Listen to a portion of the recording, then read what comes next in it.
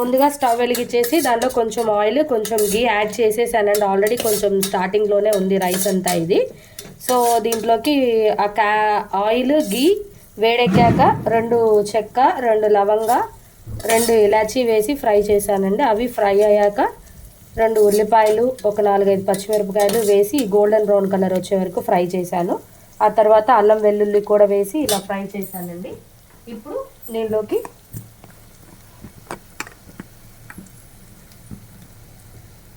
ఒక పావు స్పూన్ కారం,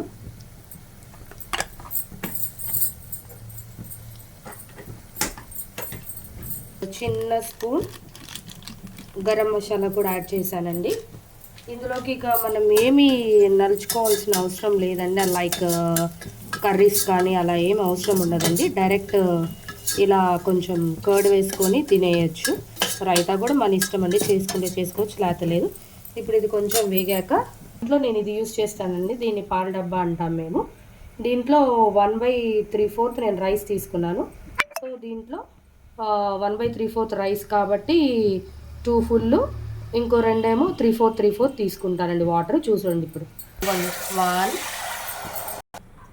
2 ఫుల్ పోసా కాబట్టి 2 ఫుల్ పోసానండి. ఇంకోటి 3/4 రైస్ అన్నా కదా, ఆ 3/4 రైస్కి ఇలా ఇదిగోండి 1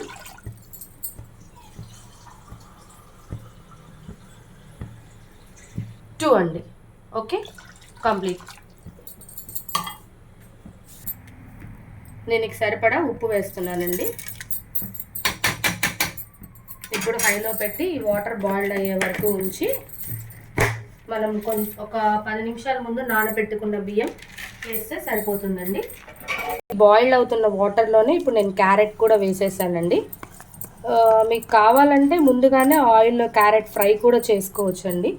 ఇంకా ఫ్రై చేస్తే దానిలో ఉన్న ప్రోటీన్స్ అన్నీ పోతాయి అని చెప్పేసి నేను ఇలా బాయిల్ అయిపోయే వాటర్లో వేసేస్తానండి. ఓకే, వాటర్ ఇలా బాయిల్డ్ అయ్యాక ముందుగా మనం నానబెట్టుకున్న బియ్యంలో ఎక్సెస్ వాటర్ అంతా తీసేసి ఇలా బియ్యం వేస్తున్నాను. చూడండి, పొయ్యి కాస్త సిమ్లో పెట్టుకోండి, లేకపోతే సెగ వస్తుంది చేతికి.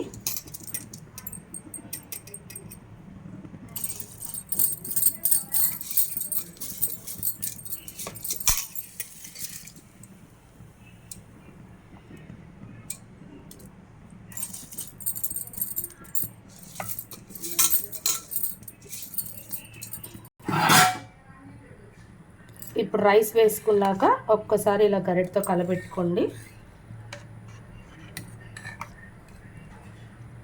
ఇప్పుడు మంట కూడా కొంచెం హై ఫ్లేమ్లో పెట్టేసుకోండి.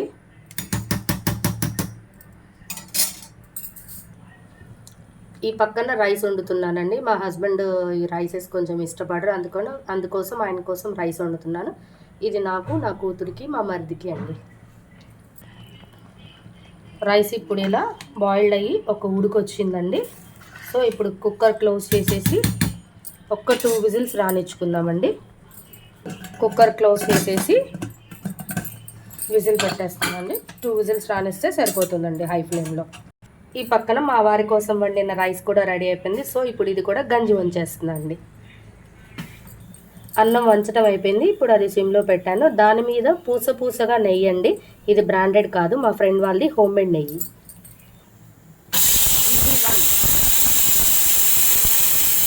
ఇది సెకండ్ విజిల్ అండి. సో ఇప్పుడు స్టవ్ ఆఫ్ చేసేస్తున్నా. ఇప్పుడు కుక్కర్ ప్రెషర్ పోయిందండి. సో ఇప్పుడు మనం కుక్కర్ తీసి మన క్యారెట్ రైస్ ఎలా రెడీ అయిందో తీసుకుందాం. వావ్, వేడిగా క్యారెట్ రైస్ రెడీ. ఇలా మనం ప్లేట్లోకి సర్వ్ చేసుకొని గడ్డ పెరుగు వేసుకొని తింటే సూపర్గా ఉంటుంది టేస్ట్. మీరు కూడా ట్రై చేసి ఎలా ఉందో కామెంట్స్లో చెప్పండి ఫ్రెండ్స్. ఇలాంటి సింపుల్ రెసిపీస్ వీడియోస్ కోసం మా ఛానల్ని సబ్స్క్రైబ్ చేయండి ఫ్రెండ్స్.